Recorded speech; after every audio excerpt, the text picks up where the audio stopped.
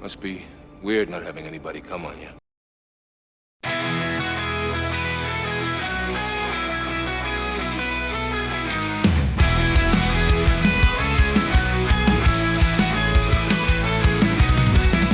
In the still of the cold dark night, seasons changing, clouds blocking the pale moonlight. I reach for my torch, my pocket light, flick it on, ready to wield its power shining bright. As a collector I know I need my collection to grow.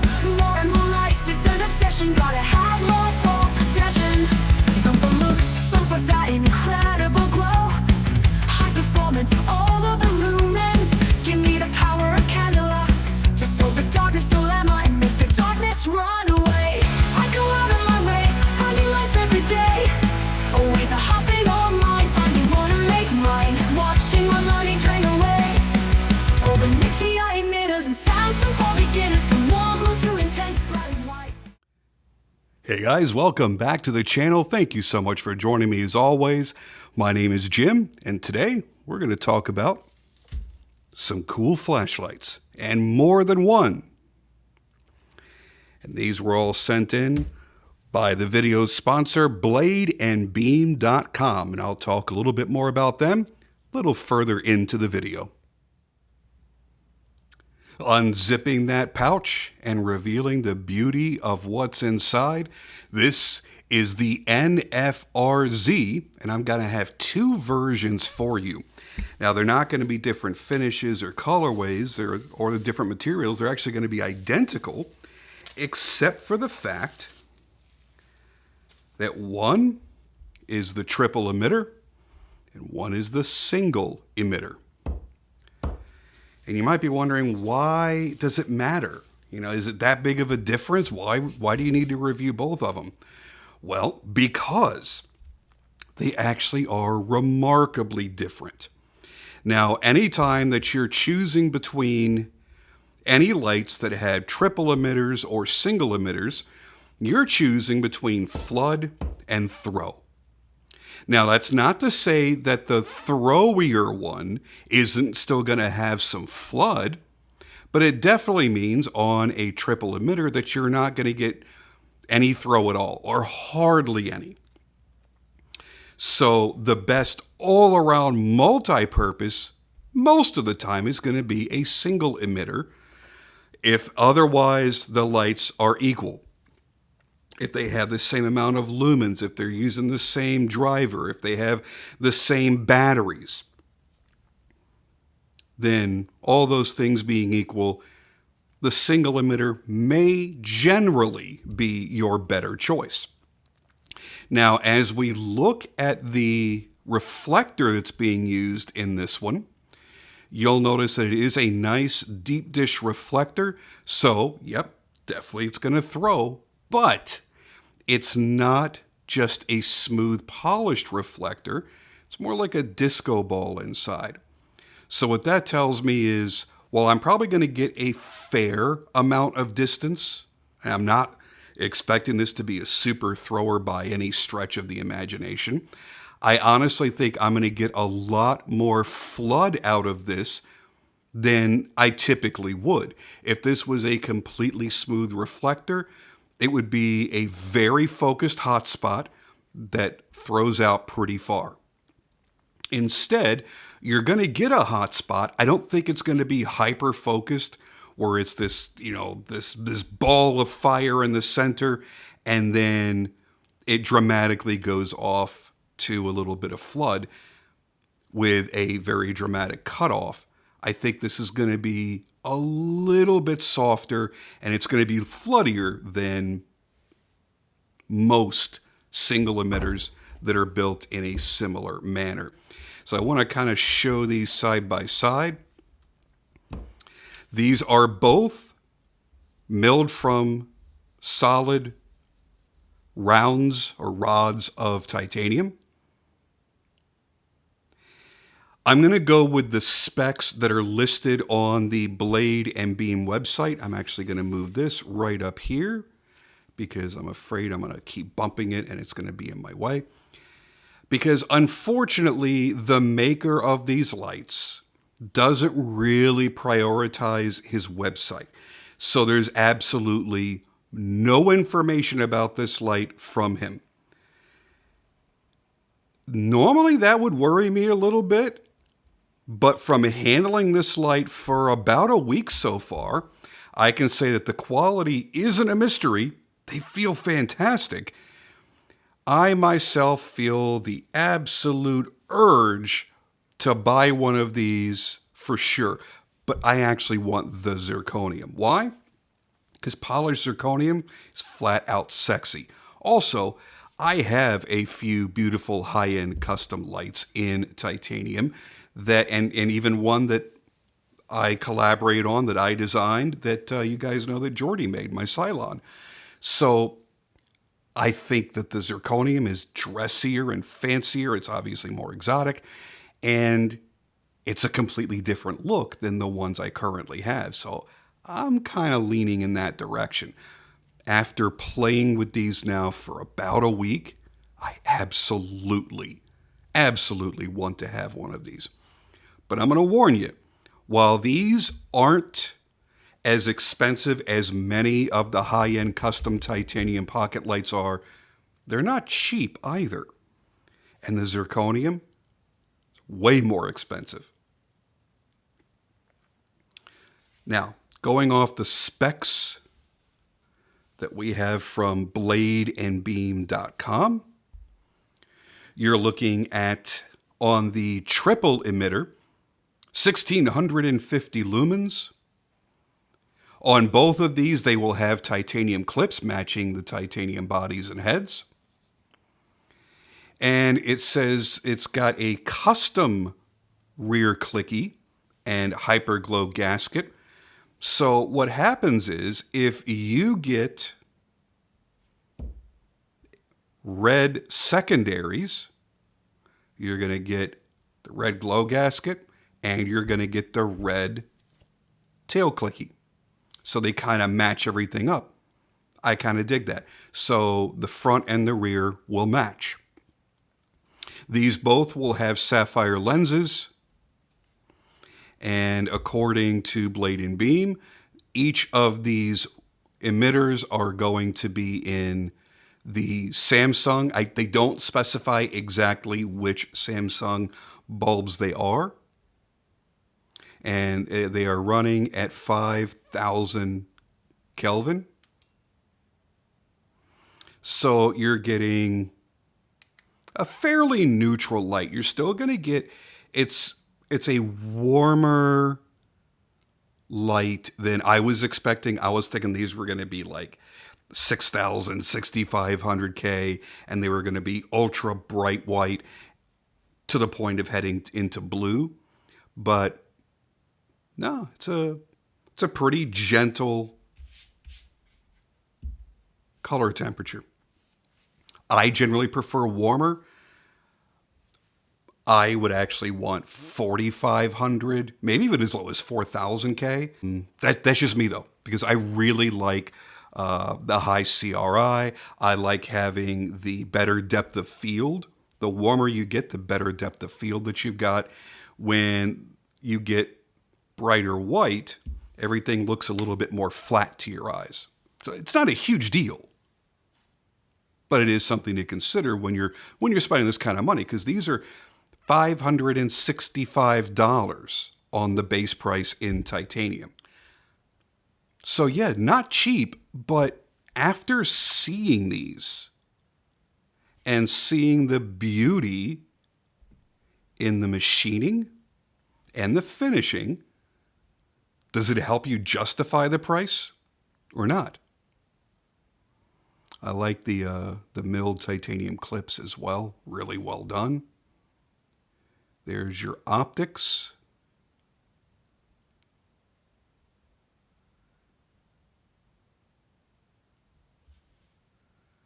Now let's feel the threading. That's actually surprisingly smooth. That feels pretty darn good. Oh, and it is running a Dragon driver. That is not... Oh, it is listed. I'm sorry. Yeah, it was listed on the website. I made some bullet point notes for myself. I don't generally do that, but with something that I have not handled at all before, I thought that might be a good idea. I like this. I think, however, I'm probably going to like the single emitter more when we start taking a look at beam shots and stuff. Let's get this open. See how that... it's not as... No, wait. This is a little bit smoother than this one. The trick to titanium is the fact that when you thread titanium pieces together, you can feel the roughness in the material as compared to, let's say, a polished stainless steel, for example, or a hard anodized aluminum. It's just a little bit of a different feeling. And while nobody really hits the level of slickness and smoothness that Hanko does, this one feels fairly close. It feels more close than most other lights do. Now you've got a straight tube body, and it goes out to a small flare outward on the head. So it's just a little bit larger in diameter than the body. And these will both run off of a single 18350 flat top battery. All right, so we've seen them close up. We've seen the details of the machining, how clean the finishing is, and how beautifully they're made. I think it's time to get a look at the beam shots. I don't want to spend a whole bunch of time on these, so I want to kind of get to the beam shots. We'll do some studio beam shots first, inside of here, and then after that, we're going to go outside. But first, let me talk to you just for a couple seconds about bladeandbeam.com, who have sent these in and are sponsoring this video.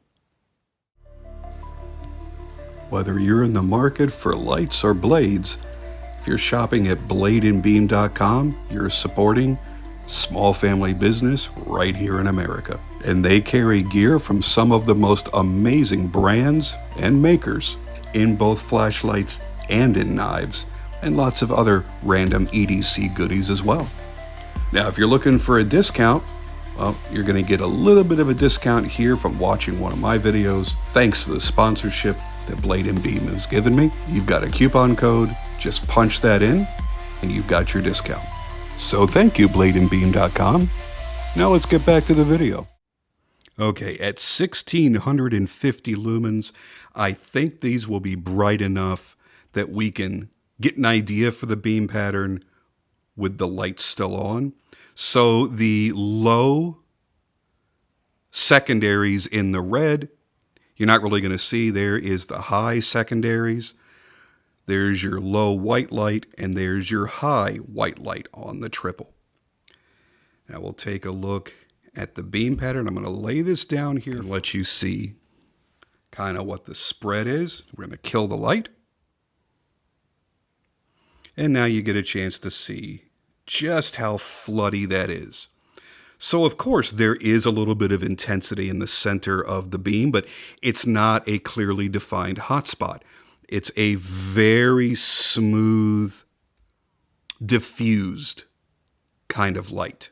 And that really is a hallmark of triple emitter lights.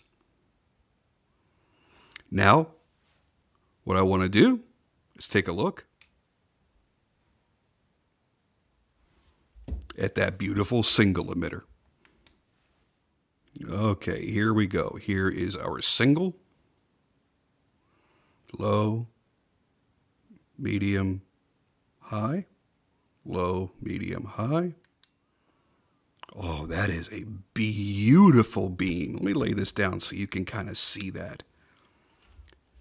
Beautiful beam pattern. You do have a discernible hotspot. Then you've got, and it doesn't just go from hotspot to spill.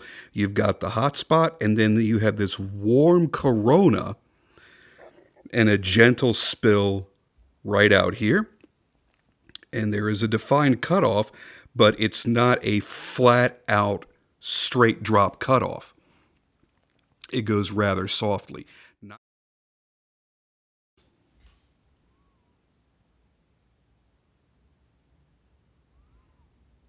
I dig that a lot.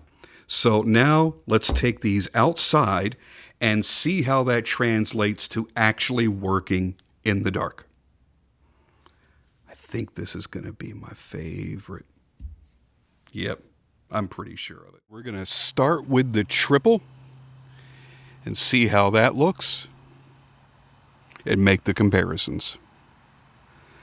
Starting off with our secondaries, that is the highest of the red, and obviously it's not going to throw at all. There is our low primary, and there is our high primary.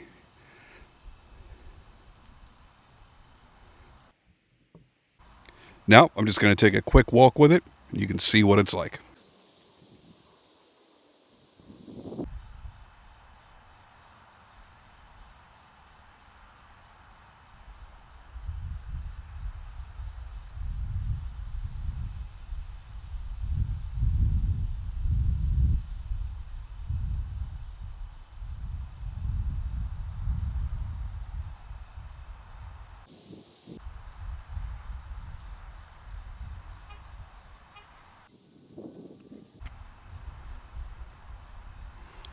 Okay, so obviously I left that on high because it really wouldn't have made much sense to use the lower setting.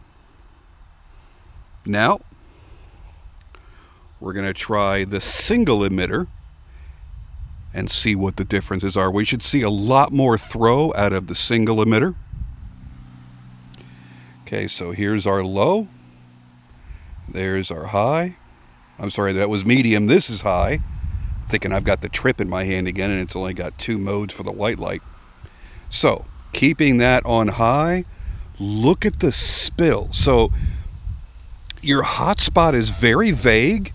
Obviously, you do have a hotspot, but it goes so softly into the spill. It's beautiful. Reminds me a lot of the Machismo Haiku, as beautiful as that beam is. Now let's take a walk with that. I'll be right back.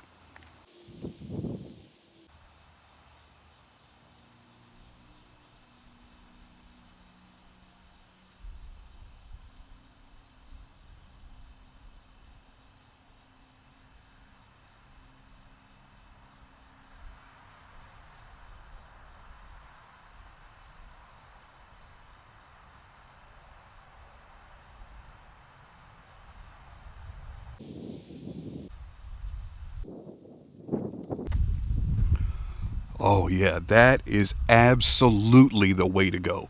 So if you're wondering, should you do the trip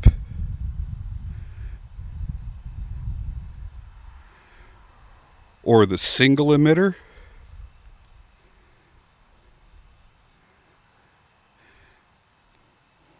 Now you know how they're each individually going to perform.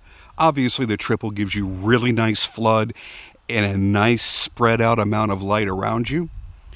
But honestly, the single emitter version isn't bad on that part at all, and you've got a little bit of throw. So let's take a walk together and let's compare the two and see how you feel about it.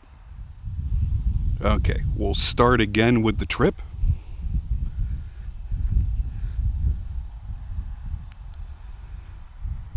We're going to throw it on high.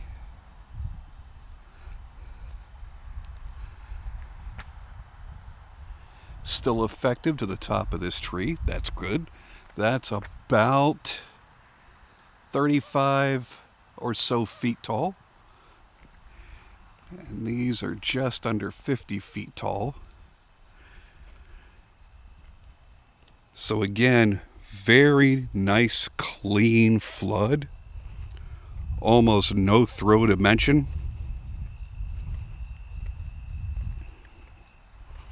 So again, this is another one of those lights that's, it's good for walking the dog and stuff like that. Maybe walking around your yard.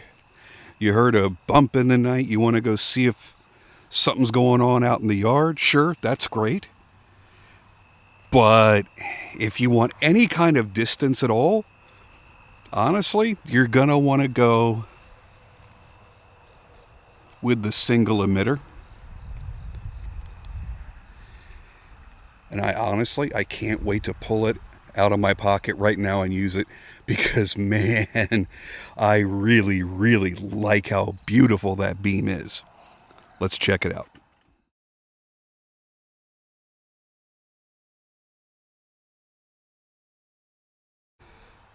Okay, now let's give you the same shot up into the same trees.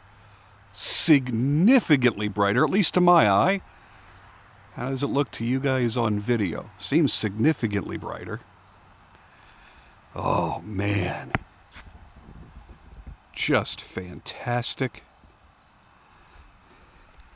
So I don't really have an issue with the flood on this. I think it's given me everything that I want to see that's all around me. And then I can see a fair distance,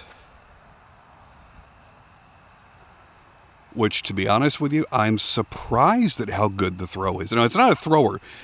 Don't mistake what I'm saying. I'm just saying that I'm getting so much more distance out of the single emitter than I did out of the triple. I like this a lot. You know, it's funny, as I first started playing with these, I thought to myself, the construction's so nice, the finishing is so nice. I absolutely want one of these, but I really, really want the zirconium. But now that I've put these side by side, I know that I want the single emitter, and I kind of really, really, really want it. And I feel a little bit naughty. Anyway, that's going to do it for me, guys. Thank you so much, as always, for joining me. I really enjoyed this.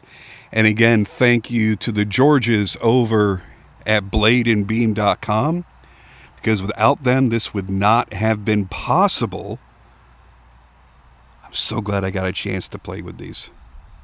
Very cool. Go check those guys out. If you want to get one of these for yourself, hit them up, and they'll take good care of you.